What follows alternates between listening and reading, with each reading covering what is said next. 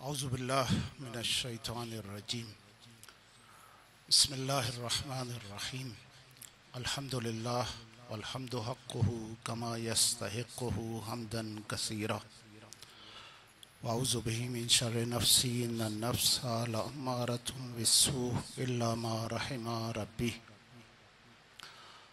واعوذ بہ من شر الشیطان الذی یزیدنی ذنبا الی ذنبی واحترز من كل جبار فاجر وسلطان جائر وعدو قاهر اللهم اجعلني من جندك فإن جندك هم الغالبون واجعلني من حزبك فإن حزبك هم المفلحون واجعلني من أوليائك فإن أولياءك لا خوف عليهم ولا هم يحزنون ثم الصلاة والسلام على أشرف الأنبياء والمرسلين رحمة للعالمين خاتم النبيين أبي القاسم محمد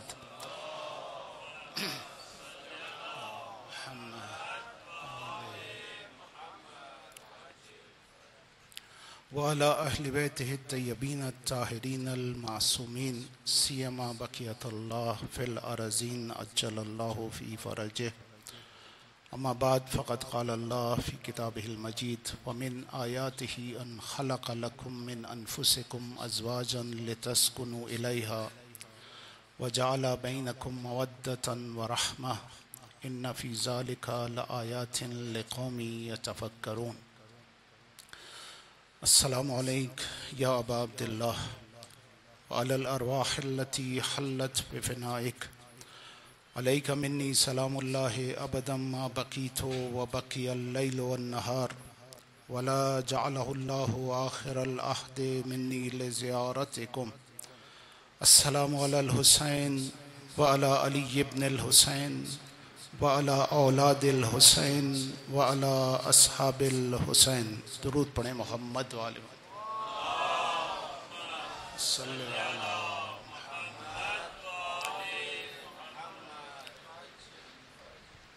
کربلائی گھرانہ اور اس کی خصوصیات کے عنوان سے شروع ہونے والا سلسلہ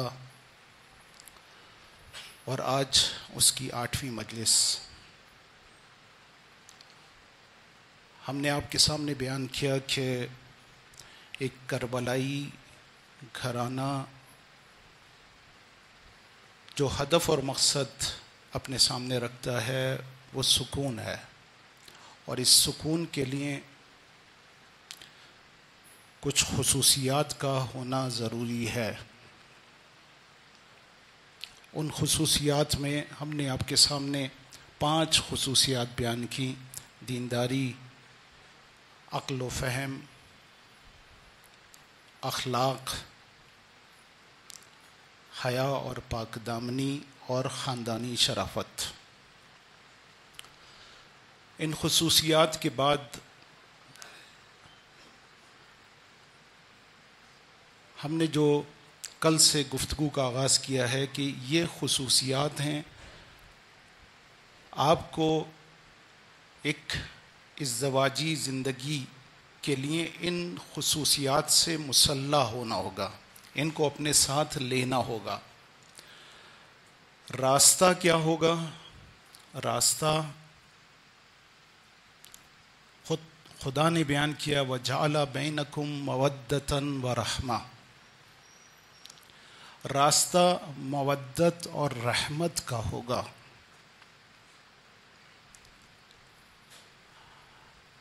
یعنی ان خصوصیات کو فقط حاصل کرنا، لے لینا کافی نہیں ہے جب تک آپ اس راستے پر نہیں چلیں گے، اور وہ راستہ مودت اور رحمت کا راستہ ہے۔ کل ہم نے آپ کے سامنے مودت کو بیان کیا اور یہ کہا کہ مودت محبت سے کہیں بڑھ کر ہے، شدید محبت کو مودت کہتے ہیں۔ یعنی اگر گھر میں سکون حاصل کرنا ہے تو گھر والوں کے درمیان صرف محبت نہیں بلکہ مودت کا قائم ہونا ضروری ہے۔ یعنی شدید محبت کا ہونا ضروری ہے. اگر نہیں ہوگی تو آپ کو سکون حاصل نہیں ہوگا. وہ ہدف جو کہ بنیادی ہدف ہے وہ حاصل نہیں ہوگا. ہم نے محبت اور مودت میں فرق آپ کے سامنے بیان کیا کہ مودت شدید محبت نہیں ہے. محبت کم بھی ہو سکتی ہے، زیادہ بھی ہو سکتی ہے، لیکن مودت کو شدید ہونا چاہیے. مودت کو دو طرفہ ہونا چاہیے. مودت کو اظہار ہونا چاہیے. محبت دل میں ہوتی ہے اور محبت الفاظ سے اور عمل سے ظاہر ہوتی ہے. بس اگر اتنی خصوصیات ہیں تو ہمیں دیکھنا ہوگا کہ کیا واقعاً ہم اپنے گھروں میں یہ مودت رکھتے ہیں. جس طرح سے ہمیں دیکھنا چاہیے کہ اہل بیت کے ساتھ محبت کا حکم نہیں دیا گیا، مودت کا حکم دیا گیا. ہم نے بتایا کہ قرآن میں دو جگہ دو ہستیوں کے لیے مودت کا حکم دیا گیا کہ دیکھو مودت رکھنا ضروری ہے. ایک اہل بیت اور دوسرے شریک حیات.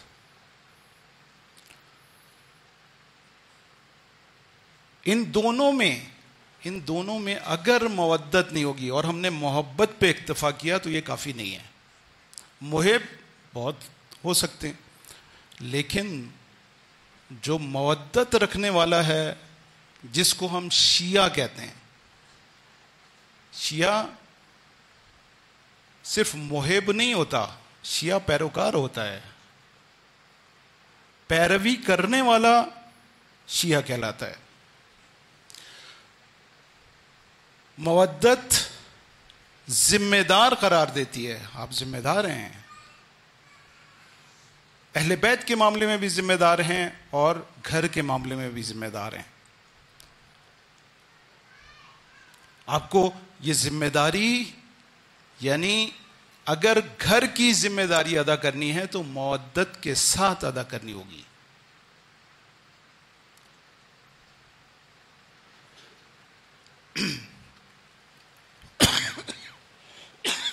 درود پڑھیں محمد والے.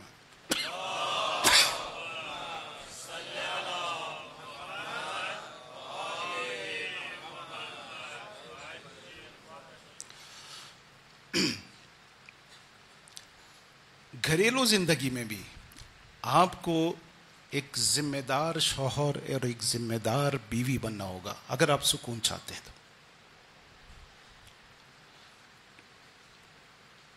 یہ مودت اکثیر ہے، اکثیر.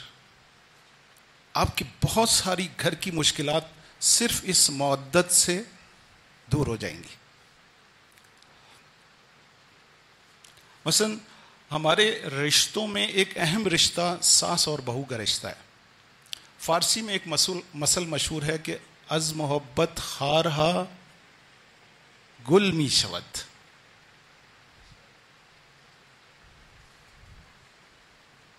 اب اکثر گھروں میں یہ مسائل جو ہے وہ پیش آ جاتے ہیں.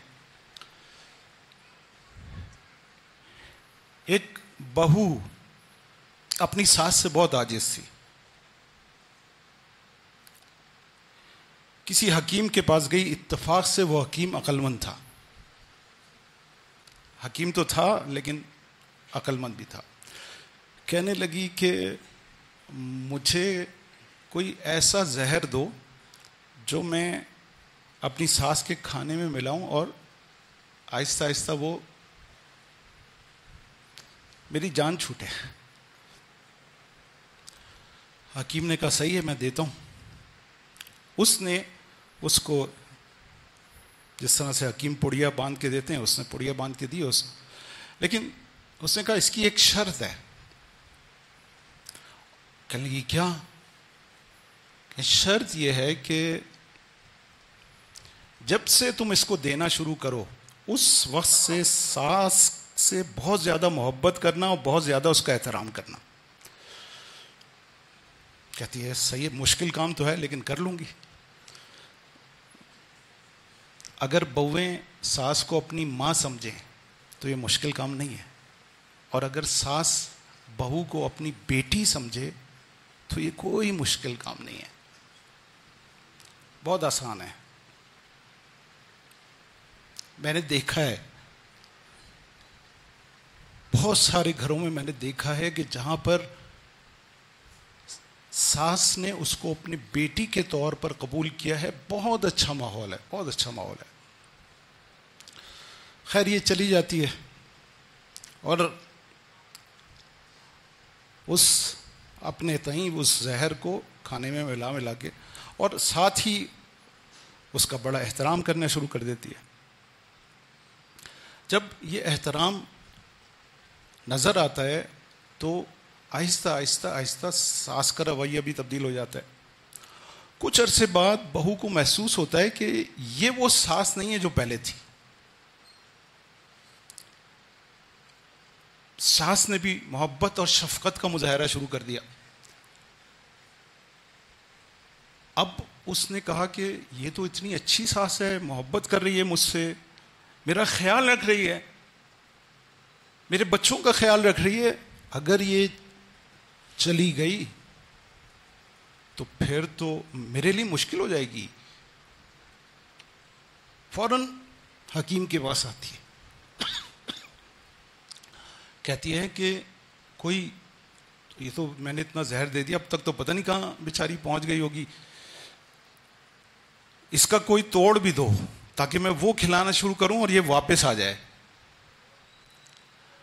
تو اس نے کہا کہ وہ جو میں نے دیا تھا وہ زہر نہیں تھا، زہر وہ کینہ تھا جو تمہاری سانس کے اندر بیٹھا ہوا تھا، اور اس کینے کو تم نے جو محبت اور احترام کیا، اس زہر کو تم نے اپنی محبت اور احترام سے ختم کر دیا.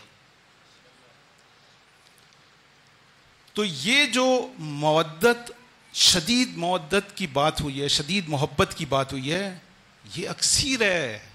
ہمارے گھر کے بہت سارے مسائل حل ہو جائیں گے.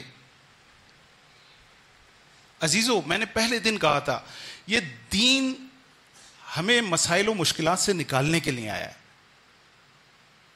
ہم نے یہ سمجھا کہ یہ بس ثواب واب کا چکر ہے، نہیں، یہ آپ ہر جگہ ہر مشکل سے آپ کو نجات دے گا. لیکن جیسے جیسے آپ دین کو چھوڑتے جائیں گے آپ مشکلات میں گرفتار ہوتے جائیں گے. تو یہ محبت، شدید محبت، یہ ضروری ہے. یہ کیوں ضروری ہے؟ دیکھیں، کل میں نے آپ کے سامنے 2 روایت پیش کی کہ کہا گیا کہ جیسے جیسے ایمان بڑھے گا محبت بھی بڑھے گی، شریک حیات سے محبت بڑھے گی. چھٹے امام نے کہا کہ ہو ہی نہیں سکتا کہ ایمان بڑھے اور شریک حیات سے محبت نہ بڑھے. صادق آل محمد نے کہا کہ ہو ہی نہیں سکتا. حضور نے کہا کہ جیسے جیسے ہم اہل بیت سے محبت بڑھے گی بیوی سے بھی محبت زیادہ ہوگی. ارے کیوں یہ تعلق کیا بنتا ہے عزیزو؟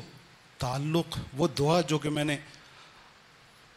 سورہ فرقان کی آپ کے سامنے بیان کی تھی، اور یہ کہا تھا کہ مولا امیر المومنین چھٹے امام کے بقول کہ سب سے زیادہ اپنی زندگی میں قنوت کی حالت میں جو دعا کرتے تھے وہ یہ دعا ہے، ربنا ہب لنا من ازواجنا و ذریاتنا قرۃ اعین. اے خدا میری بیوی اور میرے بچوں کو میری آنکھوں کی ٹھنڈک بنا دے. وجعلنا، اور ہمیں قرار دے متقین کا امام. وجعلنا للمتقین اماما. اس کا فلسفہ ہے کہ جب ہم اپنے گھر میں محبت زیادہ کریں گے تو یہ شدید محبت ہمارے بچوں کی تربیت کرے گی، اور وہ تربیت ایسی ہوگی کہ ہمارے بچے، یہ نسل نیک بنے گی. جب والدین ان کو نیک عمل کرتا ہوا دیکھیں گے تو وہ ان کے آنکھوں کی ٹھنڈک قرار پائے گی، اور جب وہ اس مقام پر ہوں گے تو متقین کے لیے امام قرار پائیں گے۔ یہاں سے معلوم ہوتا ہے کہ نسل ظہور تیار کی جا رہی ہے۔ ہمیں یعنی سکون سے کہیں بڑھ کر آنکھوں کی ٹھنڈک ہے، کہیں بڑھ کر سکون کچھ بھی نہیں ہے۔ سکون آپ کو مل جاتا ہے، لیکن جب خوشی کے آنسو آنکھوں سے بہتے ہیں تو وہ موقع اس سکون سے کہیں بڑھ کر ہوتا ہے۔ کس وقت بہتے ہیں؟ جب آپ کو بہت زیادہ خوشی ہو، بہت زیادہ خوشی ہو، آپ کی آنکھوں سے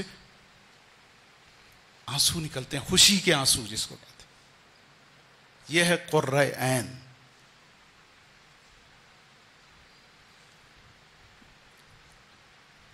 اور اہل بیت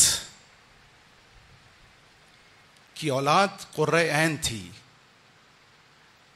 مولا امیر المومنین اور جناب زہرا میں اتنی محبت تھی، اتنی شدید محبت تھی کہ اس محبت کا نتیجہ حسن اور حسین ہے۔ امام خمینی نے کہا کہ صدر اسلام میں ایک 6 افراد پر مشتمل گھر ہے، جس گھر کی برکات پوری انسانیت تک پھیلی ہوئی ہیں، اور اس کی معنویت کا یہ عالم ہے کہ عالم ملکوت اس کی معنویت تک نہیں پہنچ سکتے، یعنی ملائکہ بھی اس جگہ پر نہیں پہنچ سکتے، بلکہ ملائکہ فیض حاصل کرتے ہیں۔ اس گھر سے ملائکہ نورانیت لیتے ہیں۔ آپ کو معلوم ہے جناب زہرا کا ایک لقب، جناب فاطمہ کا ایک لقب زہرا ہے۔ زہرا کا مطلب پتہ ہے کیا؟ کہ بی بی جب مصلی عبادت پر کھڑی ہوتی تھی تو جس طرح سے ہم رات کے وقت آسمان پر دیکھتے ہیں ستارے چمک رہے ہیں، بعض ستارے بہت زیادہ چمکتے، جب بی بی مصلی عبادت پر کھڑی ہوتی تھیں تو آسمان سے اس گھر کی نورانیت آسمان تک پہنچتی تھی، اور ملائکہ اس سے معنویت اور نورانیت حاصل کرتے ہیں۔ اس کو کہتے ہیں زہرا۔ یہ ہے زہرا، یعنی جس سے ملائکہ فیض حاصل کریں، جس سے ملائکہ نورانیت حاصل کریں، جس سے معنویت حاصل کریں، وہ جناب زہرا ہیں۔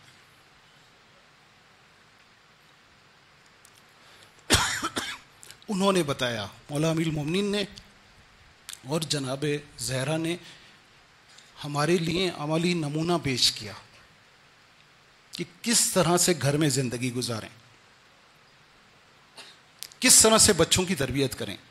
آپ نے وہ واقعہ سنا ہے کہ بی بی مسجد نہیں جا پا رہی تھی، رسول خدا خطبہ دیتے ہیں، امام حسن سے کہا کہ بیٹا جو نانا خطبہ دیں وہ مجھے آ کر سنایا کرو۔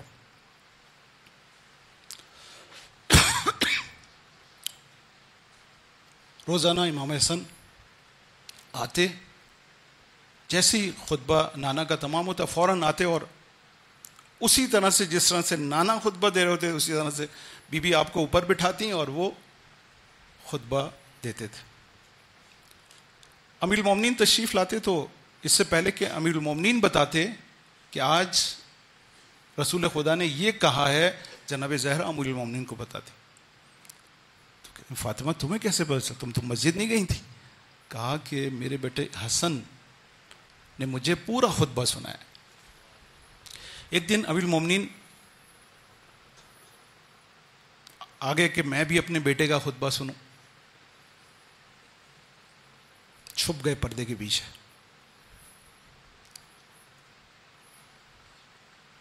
امام حسن آئے، جناب زہرا نے وہیں بٹھا دیا، آپ نے خطبہ دینا شروع کیا۔ زبان میں لکنت آئی،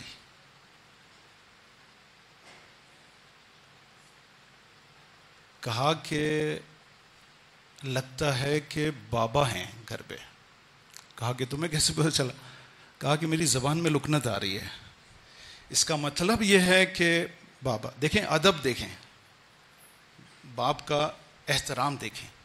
باپ کے سامنے زبان میں لکنت آ گئی. طریقہ تربیت دیکھیں. ہم اپنے بچوں پر زبردستی کرتے ہیں، جاؤ یہ کام کرو. انہوں نے کیا کیا؟ زبردستی نہیں کی، کہا کہ بیٹا بس مجھے بتانا، یہ ایک طریقہ ہے. مثلا بچے مجلس میں بھیجنے کا یہ بھی طریقہ ہو، ہم ایک زبردستی کریں. ویسے تو بچے آتے ہیں، لیکن مثلا بچوں سے کہیں کہ آج گھر پر آ کے ہم کو بتانا کہ مولانا صاحب نے کیا مجلس پڑھی. یہ اس کے لیے اگر کوئی بچہ اچھی طرح سے بتا دے تو اس کے لیے کوئی تحفہ بھی رکھ دیں. یہ ہے طریقہ تربیت جو کہ اہل بیت نے ہم کو سکھایا. بس یہ محبت، شدید محبت اپنی اولاد سے، اپنے شوہر سے، اپنی بیوی سے، یہ ایسی تربیت کرتی ہے کہ بچے آنکھوں کی ٹھنڈک بنے. اور میں نے آپ کو بتایا تھا کہ بچوں کو خطاب بھی ایسی کریں جیسے جناب زہرا نے حدیث قصہ میں ہمیں بتایا کہ یا قرۃ عینی، اے میری آنکھوں کی ٹھنڈک. پکاریں انہیں. اگر یہ پکاریں گے تو وہ آپ کی آنکھوں کی ٹھنڈک بنیں گے. لیکن افسوس کے ساتھ کہ بعض گھروں میں اپنے بچوں کو جو القابات دیے جاتے ہیں وہ بہت ہی کری ہیں، وہ بہت ہی قبیح ہیں. صرف یہ سوچ لیں جو جیسا لقب دے گا بچہ ویسے ہی بن جائے گا. بی بی نے کہا یا قرۃ عینی، اے میری آنکھوں کی ٹھنڈک، یا ثمرۃ فوادی، اے میرے دل کے چین. بس یہ مودت ہمیں ضروری ہے. اور اس مودت کے، اس محبت شدید کے اثرات ہیں. یہ جو مسائل و مشکلات ہمارے گھروں میں پیدا ہو رہے ہیں اس کی بنیادی وجہ یہ ہے کہ ہم نے ان چیزوں سے ہاتھ اٹھا لیا. شروع میں بڑی شدید محبت ہوتی، بعد میں کیوں نہیں ہوتی؟ کیوں نہیں باقی رہتی؟ کیوں نہیں باقی رہتی؟ رہنی چاہیے.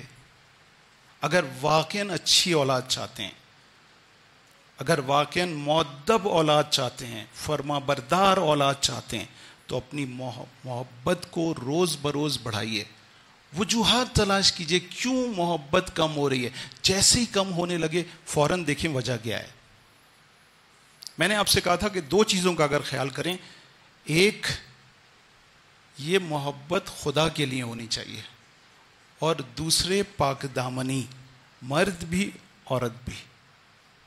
اگر یہ پاک دامنی اور خدا کے لیے یہ کام کریں گے، یہ محبت روز بروز بڑھے گی. کل میں نے آپ کے سامنے بیان، میں جانتا ہوں ایسے لوگ 50 سال شادی کے ہو گئے، محبت میں اضافہ ہوا ہے، کمی نہیں ہوئی. 30 سال ہو گئے، کمی نہیں ہوئی. کیوں؟ اس لیے کہ خدا کے لیے محبت تھی، اس لیے کہ اپنے آپ کو پاک دامن رکھا، باحیا رکھا، باعفت رکھا. یہ محبت بڑھتی گئی. بس محبت، شدید محبت گھر کے لیے ضروری ہے. یہ راستہ ہے جس راستے پر چل کے ہم گھروں کا سکون اپنے گھروں میں لا سکتے ہیں، گھروں کا سکون. دوسری چیز وَجَعَلَ بَيْنَكُمْ مَوَدَّةً وَرَحْمَةً، دوسری چیز رحمت ہے. رحمت کیا ہے؟ رحمت وہ ایک قلبی چیز ہے کہ جس میں انسان جب کسی کو دیکھتا ہے کہ اس کو کوئی ضرورت ہے، کوئی مسئلہ ہے، کوئی مشکل ہے، فوراً اس کو مدد کرنے کا دل چاہتا ہے، فوراً اس کا ساتھ دینے کا دل چاہتا ہے. جہاں پر انسان کو دل مدد کے لیے، جس چیز کو دیکھ کر دل مدد کے لیے ابھارے، رحم کے جذبات سامنے آئیں، وہ رحمت ہے. جب ہم کسی مشکل میں پھنستے ہیں تو اپنے خدا سے کہتے ہیں اے خدا رحم فرما، ہمارے حال پر رحم فرما. حال خراب ہوتا ہے، مشکل میں گرفتار ہوتے ہیں. اے خدا یہ جو مشکل ہے یہ مجھ سے برداشت نہیں ہوتی, تو مجھے دیکھ رہا ہے مشکل میں, تو میرے اوپر رحم فرما, رحمت نازل فرما. یہ رحمت کا ہونا محبت کے ساتھ یہ بتا رہا ہے کہ دونوں محتاج ہیں. اگر کوئی یہ سمجھے مثلا اگر الرجال قوامون علی النساء, مرد یہ کہے جناب مجھے تو گھر کا سرپرست بنایا ہے, آپ کو سرپرست بنایا ہے, لیکن کہیں نہ کہیں آپ کو بھی احتیاج ہوگی, آپ کو بھی ضرورت پڑے گی. یہ رحمت بتا رہی ہے وَجَعَلَ بَيْنَكُمْ مَوَدَّةً وَرَحْمَةً, ہم نے تمہارے درمیان مودت اور رحمت کو قرار دیا. کیوں؟ اس لیے کہ دونوں ضرورت رکھتے ہیں, دونوں ضرورت رکھتے ہیں. مثلا میں رحمت کو واضح کرنے کے لیے,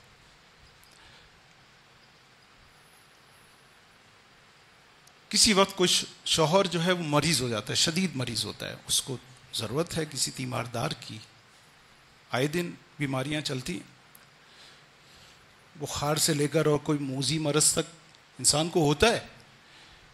خدا نے اس رحمت کو رکھا تاکہ اس کے اپنے گھر سے کوئی اس کی تیمارداری کرے. یہ خدا کا کرم ہے.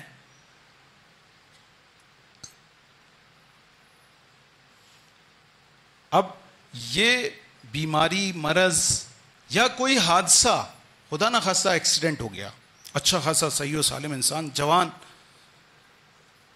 ایکسیڈنٹ ہو گیا, مثلا پیر میں فریکچر ہو گیا, اب چلنے پھرنے کے قابل نہیں ہے, پانی پینے کے لیے بھی اسے ترحم کی ضرورت ہے, کسی کے رحم کی ضرورت ہے, کوئی اسے پانی پلائے. دیکھیں کتنا کریم ہے خدا کہ اس نے کہا وَجَعَلَ بَيْنَكُمْ مَوَدَّةً وَرَحْمَةً. اس نے یہ رحمت اس نے رکھی ہے. جانوروں میں یہ رحمت نہیں ہے, یہ انسانوں میں رکھی کیونکہ ضرورت پڑے گی.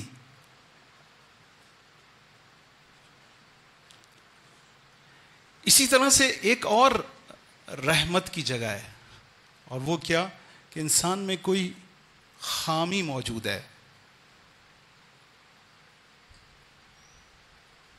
اس کے اندر جسمانی کوئی مسئلہ نہیں ہے لیکن روحانی کسی بیماری میں مبتلا ہے, کسی مانوی مشکل کا شکار ہے. جیسے ہم نے کہا تھا کہ ہماری صفات, ہم نے کہا کہ دیندار ہونا چاہیے. اگر کوئی دیندار نہیں ہے تو قابل رحم ہے, آپ اس کو دیندار بنائیے. اگر آپ نے شادی کر لی ہے تو اب وہ آپ کی شریک حیات ہے, وہ آپ کا شریک حیات ہے دونوں طرف. اب آپ یہ جو رحم کا جذبہ دیا گیا ہے وہ اس لیے دیا گیا ہے کہ وہ قابل رحم ہے, جسمانی لحاظ سے بھی روحانی لحاظ سے بھی. اس کی مدد کیجیے. کس طرح سے دیندار بنایا جائے. اخلاقی مشکل ہے, اس کا اخلاق اچھا نہیں, تو اس کے اخلاق کو اچھا بنائیے. ایک طریقہ اس حکیم نے بتایا کہ کس طرح سے بغض اور کینے کو دور کیا جا سکتا ہے. یہ ہم نے ایک عارف کا تذکرہ کیا تھا کہ انہوں نے, ان کی ساس کا رویہ اچھا نہیں تھا, لیکن آئے قاضی نے ان کو ایک طریقہ بتایا, انہوں نے اس پر عمل کیا, خاموش رہے, منہ بند رکھا, کچھ نہیں بولے, بعد میں آ کے ان کا احترام کیا, رویہ تبدیل ہو گیا. یعنی یہ طریقہ رحمت کا آپ کے گھروں میں آپ کی مشکلات کو حل کر سکتا ہے. خدا نے آپ کو دو چیزیں دی ہیں. اگر میں ایک کوہ نورد کی مثال دوں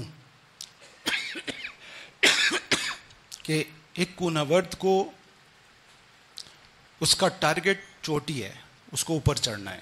یہ گھریلو زندگی ایک چوٹی کی مانند ہے. خدا نے 2 رسیاں آپ کو دی ہیں, ان کو پکڑ کر آپ کو چوٹی تک پہنچنا ہے، یعنی سکون تک پہنچنا ہے، گھر کے سکون کو برقرار رکھنا ہے. اگر محبت کی رسی ٹوٹی تو رحمت کی رسی سامنے آ جاتی ہے. آپ رحمت کو اپنے سامنے رکھیں، اس رحمت کے ذریعے سے آہستہ آہستہ محبت کو اور پھر مودت کو حاصل کرنے کی کوشش کریں. اگر آپ نے اس طریقے پر عمل کیا تو وہ جو بغض اور کینے کی صورتحال ہے وہ تبدیل ہو کر محبت میں بدلے گی اور پھر مودت میں تبدیل ہوگی. شدید محبت پلٹ کر آئے گی.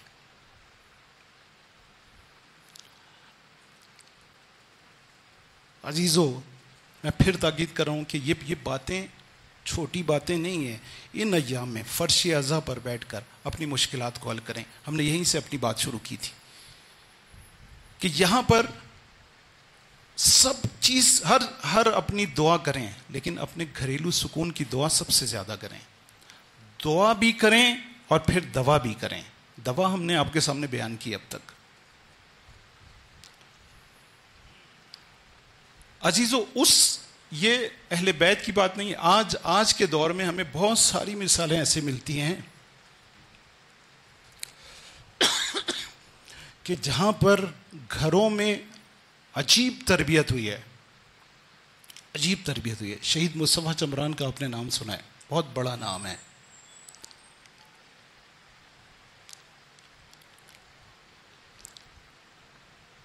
نیو یارک یونیورسٹی اور برکلے یونیورسٹی، ٹیکساس، وہاں سے پوسٹ پی ایچ ڈی ہے، ڈبل، ایک الیکٹرک میں اور دوسرے پلازما فزکس میں. 2 پی ایچ ڈی کیے.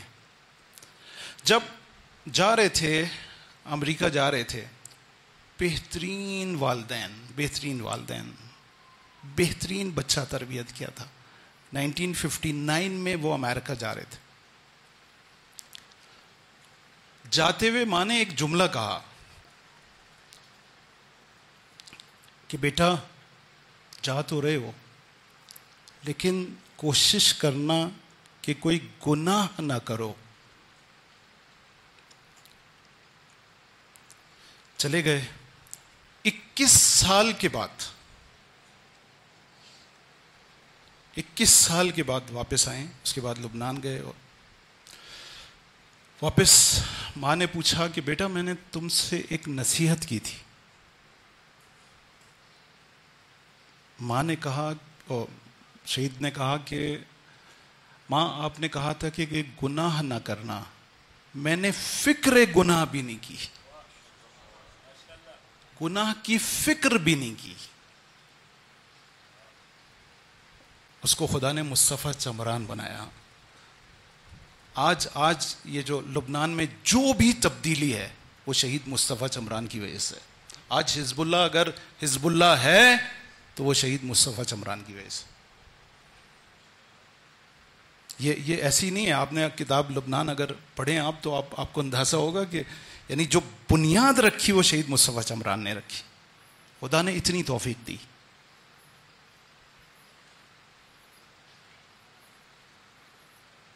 شہید عباس بابائی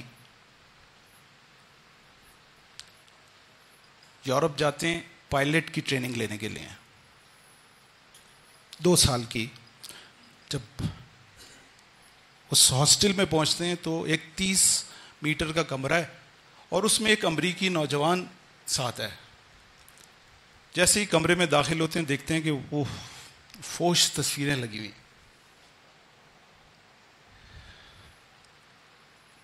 عجیب و غریب تصویریں. بابائی نے سمجھانے کی کوشش کی. اس کو اپنے روم میٹ کو کہا کہ بھائی یہ تھوڑا سا. اس نے کہا میں کہاں ہوں. ظاہر ہے کہ امریکی کہاں سے وہ مانتا. اس نے کیا کیا کہ ایک پردہ لایا اور پردہ بیچ کمرے میں لٹکا دیا تاکہ اس کی نگاہ اس طرف نہ پڑے. ایک دن کیا ہوا کہ وہ اپنے ساتھ جو ہے نا شراب اور اس کے سارے لوازمات خاتون کو بھی ساتھ لے آیا اور اندر مسئلے شروع ہو گئے. یہ کہتے ہیں کہ ننگے پیر بھاگا یہ, اور رات 2 بجے گراؤنڈ میں پہنچ کے ورزش کرنی شروع کر دی. وہ وائس چانسلر کسی کام سے اٹھا ہوگا, دیکھا, اس نے دیکھا کہ ارے اس کو کیا ہو گیا, فوراً بلایا اس کو, کہا کہ بھائی خیریت ہے, یہ رات کو 2 بجے ورزش کا کون سا ٹائم ہے؟ پہلے تو جواب نہیں دیا, پھر بالآخر پھنس گئے. کہا کہ بھائی مسئلہ یہ, میرے کمرے میں چل کے دیکھیں کیا صورتحال ہے, میرے لیے, میں مسلمان ہوں, میں یہ ماحول میں برداشت نہیں کر سکتا. اس وائس چانسلر نے ماڈل اسٹوڈنٹ کا اس کو ایوارڈ دیا. بہت خوش ہوا, کہنے لگا یہ جوان ہے.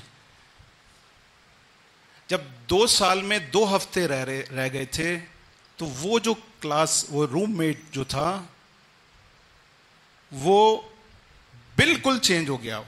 یعنی بجائے اس کے کہ وہ یہ متاثر ہوتے, وہ متاثر ہوا, مسلمان ہو گیا, شیعہ ہو گیا, اور اس نے ساری چیزوں سے ہاتھ اٹھا لیا.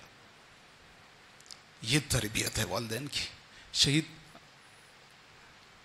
جنگ میں ایک اہم عہدے پر فائز تھے عباس بابائی. محرم آتے,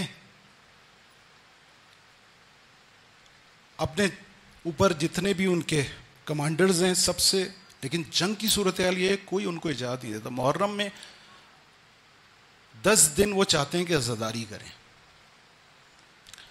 مایوس ہو جاتے ہیں, شخص سے امام خمینی کے پاس آتے ہیں اور کہتے ہیں کہ آغا مجھے پتہ ہے میں نے ہر طرح سے اپنی ڈیوٹی انجام دی ہے, 10 دن کے لیے میں چاہتا ہوں کہ مولا کے فرش سے قصب فیض کروں.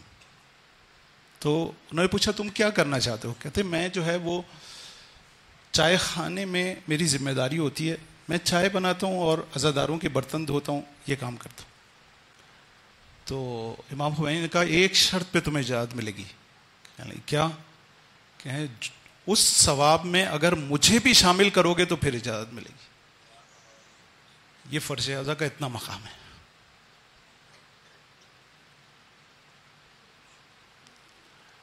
عزیزو, یہ محرم بہت تیزی سے گزر رہا ہے. آج 8ویں مجلس ہے اور شب 8 ہے. چاہتا ہوں کچھ دیر مولا ابو الفضل العباس پر گفتگو کی جائے. میرے جوانوں, جناب عباس کی بڑی خصوصیات ہیں. ایک خصوصیت آپ کا ادب ہے. جو چیز ہمیں سیکھنی چاہیے وہ آپ کا ادب اور احترام ہے, خاص طور پر امامت کے ساتھ. عباس کا بڑا مقام ہے.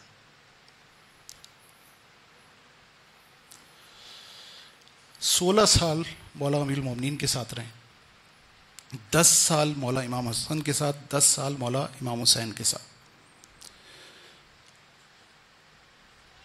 ان پورے 36 سالوں میں جناب عباس کا کوئی خطبہ کیا, کوئی جملہ بھی مشکل سے ملتا ہے.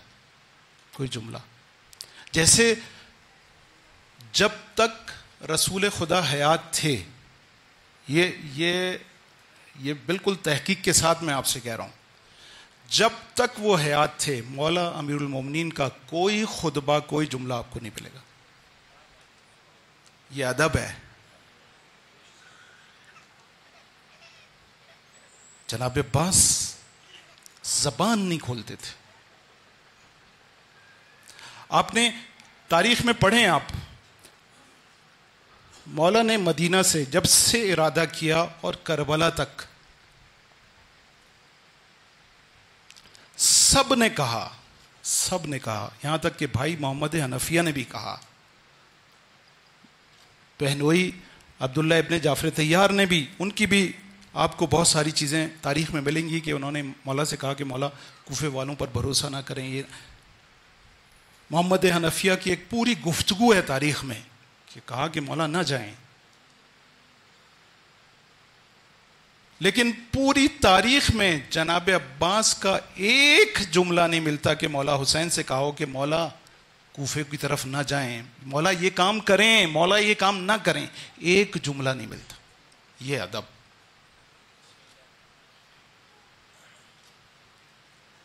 ولایت کی نسبت یہ ادب ہمیں سیکھنا چاہیے، ہمیں سیکھنا چاہیے. عزیزو، یہ شخصیات سامنے نہیں ہیں، لیکن دل میں ایسا احترام ہونا چاہیے. خود جناب عباس کا احترام بہت زیادہ ہونا چاہیے، بہت زیادہ ہونا چاہیے. کیوں؟ امام حسین کو کہتے ہیں باب اللہ، اور اگر کوئی باب حسین ہے تو وہ جناب عباس ہیں، باب الحسین ہیں. بہت سارے علماء اس بات کے قائل ہیں کہ جب آپ زیارت کو جائیں تو پہلے جناب عباس کے روضے پر جائیں، وہاں سے اذن دخول لے کے پھر مولا حسین کے روضے پر جائیں. کیوں؟ اس لیے کہ باب الحسین جناب عباس ہیں. معصوم نہیں ہے، لیکن وہ ہستی جس کی تعریف و توصیف معصومین نے کی ہو، وہ ہیں جناب عباس. عزیزو، فقیہ تھے، مسلم فقیہ تھے. مولا امیر المومنین کا ایک جملہ تاریخ میں ملتا ہے کہ ان ولدی عباس زق العلم زقا. بہت دقیق جملہ ہے. کبوتر کو دیکھا ہے آپ نے کبھی؟ کبوتر اپنے جو بچہ پیدا ہوتا ہے تو کبوتر اپنے بچے کو کس طرح سے دانہ اپنی چونچ میں لے کے اس کی چونچ میں ڈالتا ہے. تو دانے کو چونچ میں لے کر اور بچے کی چونچ میں ڈالنے کو کہتے ہیں زقہ. مولا کہتے ہیں، مولا امیر المومنین کہتے ہیں کہ میں نے اپنے بیٹے عباس کو علم ایسے دیا جس طرح سے کبوتر اپنے بچے کو دانہ کھلاتا ہے. میں نے باب العلم نے عباس کو علم ایسے دیا جیسے کبوتر اپنے بچوں کو کھانا کھلاتا ہے. تو عباس کے علم کا کیا عالم ہوگا. جناب عباس فقیہ تھے.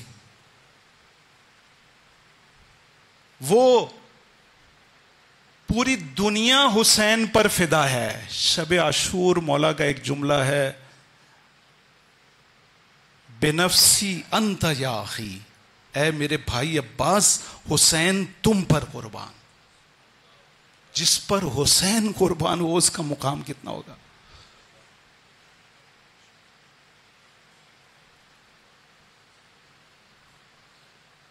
ایک دن چوتھے امام بیٹھے ہیں، اصحاب آپ کے ساتھ بیٹھے ہیں، جناب عباس کے فرزند اندر داخل ہوتے ہیں. مولا جیسی دیکھتے ہیں گریہ کرنا شروع کر دیتے ہیں، اس کو اپنی آغوش میں لیتے ہیں، پیار کرتے ہیں. پھر اپنے اصحاب سے کہتے ہیں کہ میرے چچا اور اس کے والد کا مقام اتنا ہے کہ روز محشر تمام شہداء اس مقام کو دیکھ کر حسرت کھائیں گے. اب تمام شہداء میں جناب حمزہ بھی شامل ہیں. اتنا عظیم مقام ہے جناب عباس کا. وہ جس کی زیارت کو چھٹا امام نقل کرے، یعنی جس نے زیارت بیان کی ہے، جس نے زیارت لکھی ہے، وہ ہمارے چھٹے امام ہیں. السلام علیک یا ایھا العبد الصالح، یہ مولا کی ہے. اور مولا تاریخ میں ہے کہ مولا خود کھڑے ہو کر وہاں پر مولا نے زیارت پڑھی ہے. چھٹے امام نے کہا کہ امون العباس، ہمارے امو عباس جو ہیں وہ نافذ البصیرہ وصلب الایمان، گہری بصیرت رکھنے والے اور مستحکم ایمان کے مالک تھے.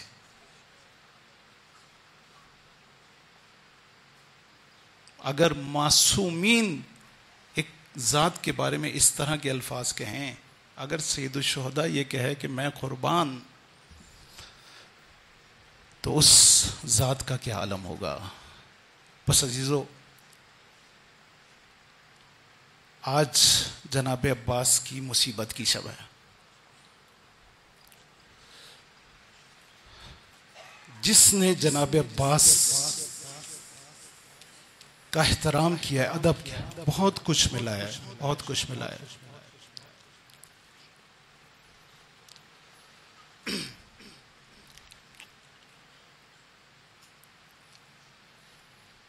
ایک شخص ہے علی گندابی.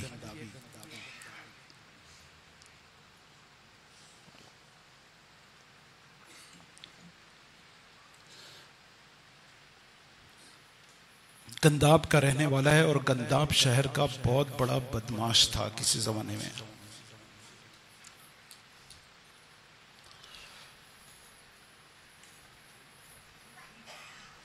شرابی تھا، ڈاکو تھا، بدماش تھا، لیکن جناب عباس کا بہت زیادہ احترام کرتا تھا.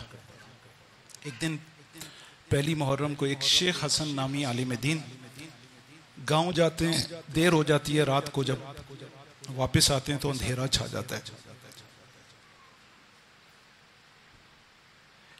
ایک گاؤں سے دوسرے گاؤں جانا ہے.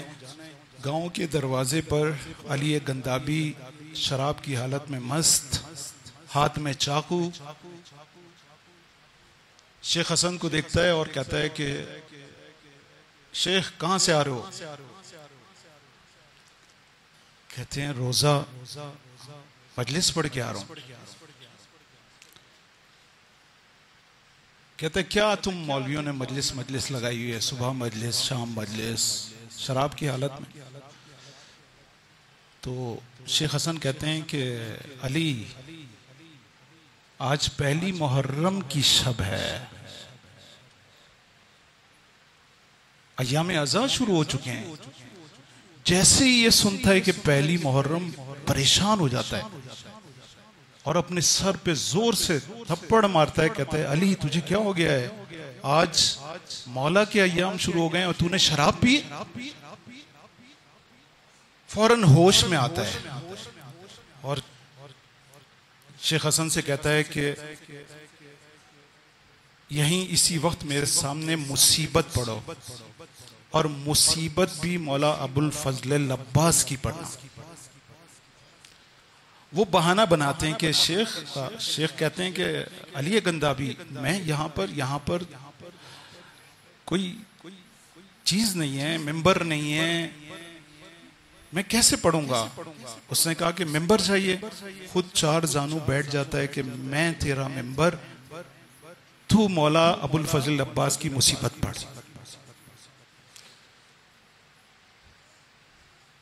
یہ منع کرنا چاہتے ہیں، فوراً چاقو نکالتا ہے کہ یہیں مار دوں گا. مجبور ہو جاتے ہیں کہ اچھا میں پڑھتا ہوں. 4 زانو اکڑوں بیٹھ جاتا ہے، کہتا ہے بیٹھو میرے اوپر. بیٹھ جاتے ہیں ڈر کے مارے. شروع کرتے ہیں تو مصرے پڑھتے ہیں. اے اہل حرم، میر و علمدار نیامت، سقائے حسین سید و سالار نیامت. بس سنتا ہے اور زار گریا کرتا ہے، زار گریا کرتا ہے، بہت گریا کرتا ہے. اس کے بعد اٹھتا ہے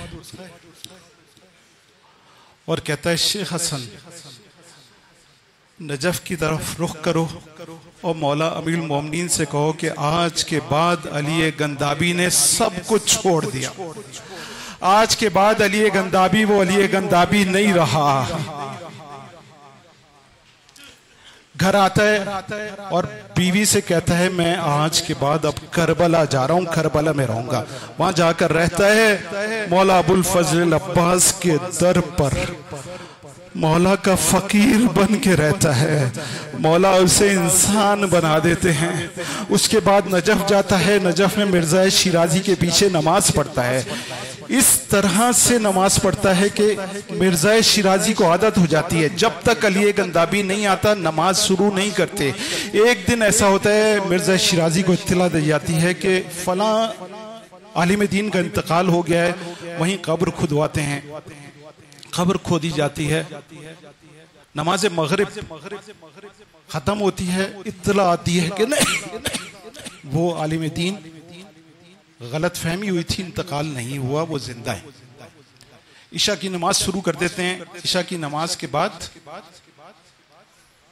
علی گندابی سجدے میں جاتا ہے اور مولا امیر المومنین کے روضے پر سجدے میں جاتا ہے اور جا کر کہتا ہے کہ مولا آپ کو آپ کے فرزند کا واسطہ، میں نے ایک وعدہ آپ کے فرزند سے کیا تھا، آج تک اس کو پورا کیا ہے۔ مولا آج آپ سے صرف ایک چیز مانگتا ہوں، ایک قبر ہے خالی، اس میں کوئی آنے والا مرنے والا اس میں نہیں آنا چاہ رہا، نہیں آئے گا، یہ قبر خالی ہے۔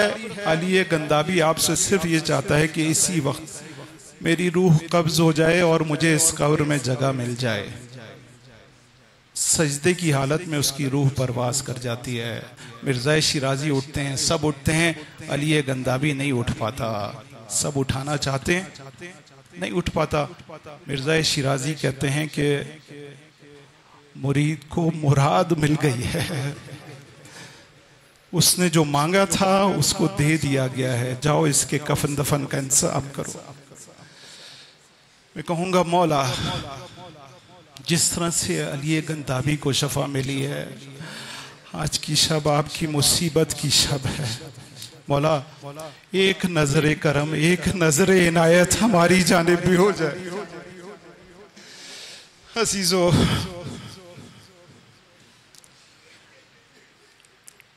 شب عاشور آ گئی۔ جناب زینب کی روایت ہے کہ جب مولا نے خطبہ دے دیا تو سب تیاری کرنے لگے۔ جناب زینب خیمے سے باہر نکلی، انہوں نے دیکھا کہ عباس اپنے چاروں بھائیوں کو لیے ہوئے کھڑے ہوئے ہیں۔ جناب زینب نے سنا کہ بھائی عباس بھائیوں سے کیا باتیں کر رہے ہیں۔ سنا کہ جناب عباس اپنے بھائیوں سے کہہ رہے ہیں کہ دیکھو کل جنگ کا دن ہے، ہم ام البنین کے بیٹے ہیں، دیکھو ایسا نہ ہو کہ کل جنگ شروع ہو اور ہمارے ہوتے ہوئے حسین پر کوئی آنچ آ جائے۔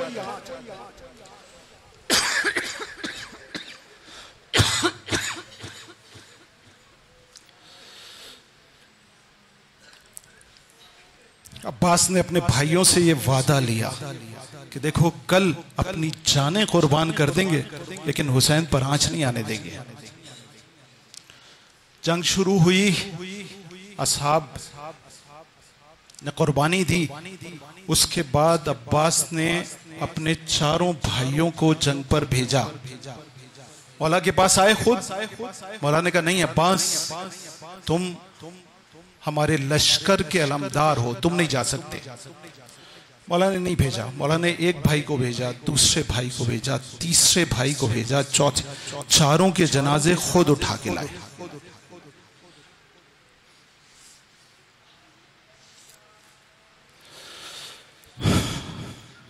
جوان بھائی کا جنازہ اٹھانا۔ عباس نے اٹھائے۔ اب عباس ہر تھوڑی دیر کے بعد مولا کے پاس جاتے ہیں، مولا یہی کہیں عباس تم میرے لشکر کے علمدار ہو۔ ایک وقت آتا ہے سب شہید ہو جاتے ہیں، مولا حسین رہ گئے اور جناب عباس پھر آتے ہیں، کہتے ہیں کہ مولا میرا دل پھٹا جا رہا ہے، مولا اب جینے کی کوئی آرزو نہیں رہی. مولا اجازت دے دیں ایک ایک کے خون کا انتقام لینا چاہیے. مولا پھر کہتے ہیں کہ عباس تم لشکر کے علمدار ہو. عباس دائیں دیکھتے ہیں بائیں دیکھتے ہیں. مولا اب لشکر ہی کہاں رہا جس کا میں علمدار. مولا اجازت دے دیں. ابھی دونوں بھائی گفتگو کر رہے ہیں خیمے سے الاتش الاتش کی آواز. مولا حسین کہتے ہیں کہ عباس اگر جانا ہی چاہتے ہو تو جاؤ, بچوں کی پیاس کا کوئی انتظام کرو. جناب عباس خوش ہو جاتے ہیں. فوراً اس خیمے میں آتے ہیں جہاں پر مشقیں رکھی ہیں. جیسے اندر داخل ہوتے ہیں ایک عجیب منظر دیکھتے ہیں. چھوٹے چھوٹے بچے مشق کو اپنے شکم سے لگائے ہوئے مشق کی ٹھنڈک سے سکون حاصل کرتے. جناب عباس کی کیا کرتے ہیں. عجیب منظر. بچے کتنے پیاسے ہو.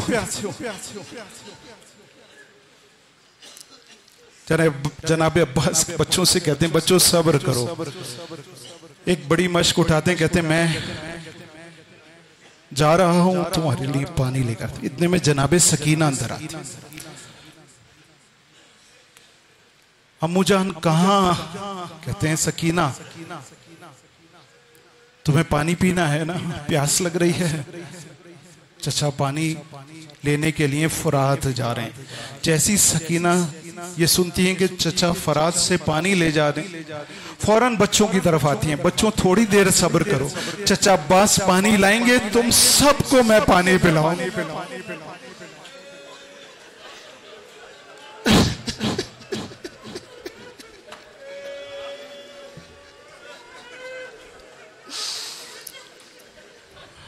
بچوں کو آس بندھاتی ہیں سکینہ. اجرکم علی اللہ. عزیزو یہ شب رونے کی شب ہے, جتنا رو سکتے ہو. خدا آپ کو کسی غم میں نہ رلائے.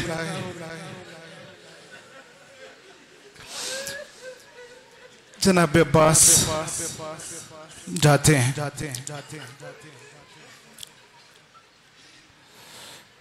میدان میں ایک راستہ ایسا لیتے ہیں. 4000 سے 10,000 سپاہیوں کا تاریخ میں لکھا ہوا ہے کہ فرات کا محاصرہ کیے ہوئے. جناب عباس کوشش کرتے ہیں کہ کنارے سے, لیکن اشقیاء سامنے آ جاتے ہیں. 4000 کا لشکر سامنے, لیکن علی کا بیٹا شجاعت کا پیکر. تاریخ نے لکھا کہ وہ جنگ کی 80 افراد کو شہید مارا, ہلاک کیا. 80 افراد کو ہلاک کیا. بقیہ فرار کر گئے. فرات خالی ہو گیا.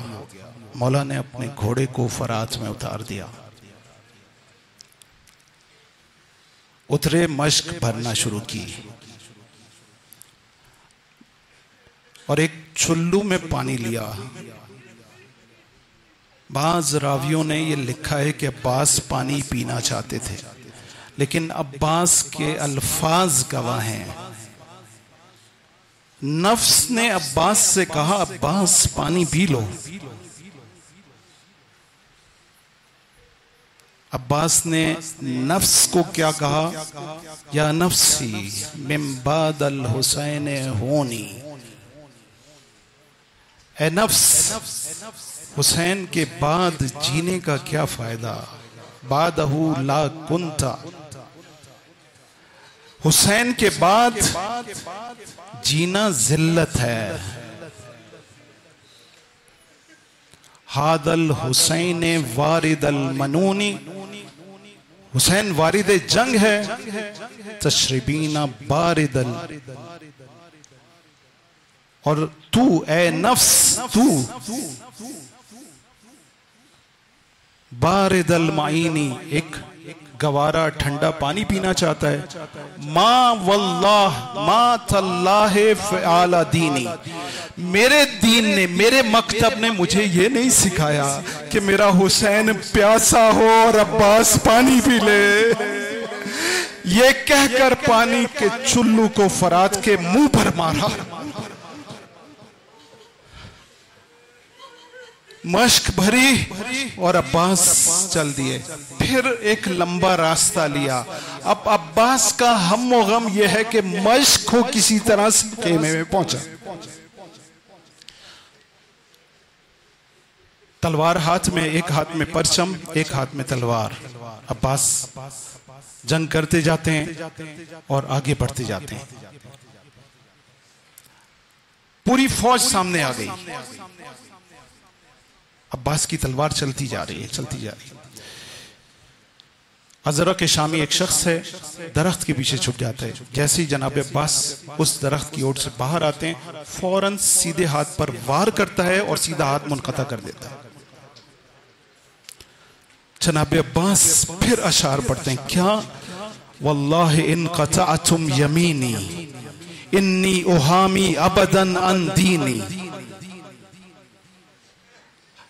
اگرچہ تم میرا سیدھا ہاتھ قطع کر دو، میں ہمیشہ دین کا حامی رہوں گا. ان امام صادق الیقینی، اپنے امام صادق جو یقین پر فائز ہے اس کا حامی رہوں گا. ان نجل النبی طاہر الامینی، میں اس کے جو نبی طاہر امین کا فرزند ہے میں اس کی حمایت جاری رکھوں گا. عباس نے اپنا سفر جاری رکھا. پھر دشمن نے یہ کیا کہ اوٹ میں چھپ کے پھر وار کیا اور بایاں ہاتھ منقطع کیا. عباس نے مشک کو اپنی آغوش میں لے لیا، مشک کے تسمے کو اپنے دانتوں میں دبا لیا.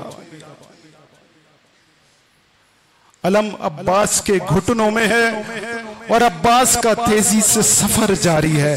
خیمے کی جانب رواں دواں ہیں جناب عباس. کسی نے چیخ کر کہا کہ اگر عباس کو روکنا چاہتے ہو تو مشک کا نشانہ لو. جیسے یہ کہا تیروں کی بارش ہوئی. ایک تیر آ کر مشک پہ لگا، مشک کا پانی بہ گیا.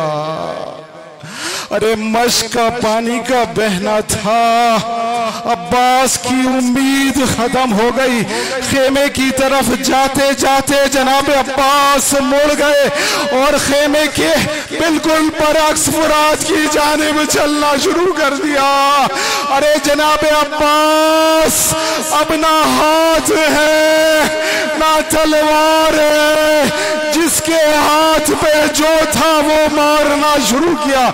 ایک شکی کا گرز جناب عباس کے ماتھے پر آ کے لگا.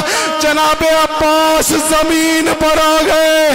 میرے عزیزوں، ایک ذات جس کے دونوں ہاتھ نہ ہو وہ زین سے زمین پر کیسے آئے گا؟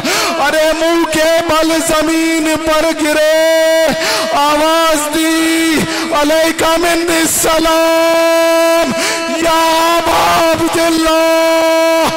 مولا نے جیسے ہی یہ سنا کہا واللہ الان انکسر ظہری. اے عباس میری کمر ٹوٹ گئی. مولا نے عباس کی جانب سفر شروع کیا. ارے کمر پر ہاتھ رکھے میرا مولا عباس کی طرف آ رہا ہے. عباس کے سرانے پہنچے. عباس میں جان باقی. عباس کے سر کو اپنے زانوں پہ رکھا.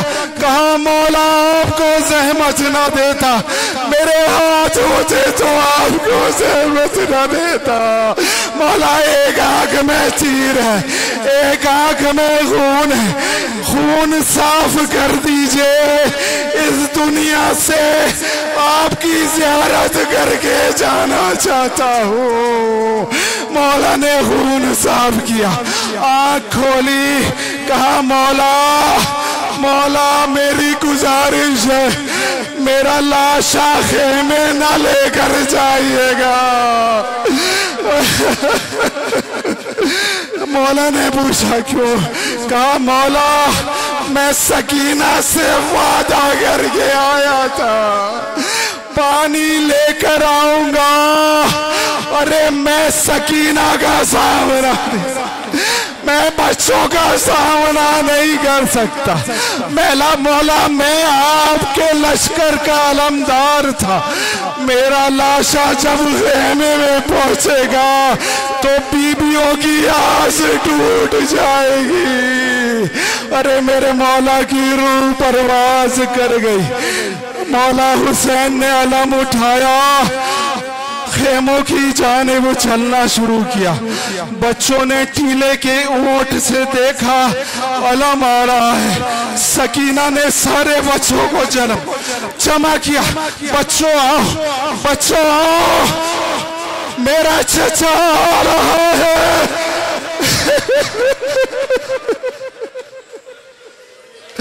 بیبیاں جمع ہو گئی. ارے علمدار آ رہا ہے. جب مولا نزدیک ہوئے اور دیکھا کہ علم تو آیا لیکن علمدار نہ آیا. ارے بچوں کی آس ٹوٹ گئی. بیویوں کی امید ختم ہو گئی. عزیزو یہ علم آ رہا ہے یہ سوچ کر کہ ارے علم آ رہا ہے علمدار نہیں آ رہا. اس علم کا استقبال کرے.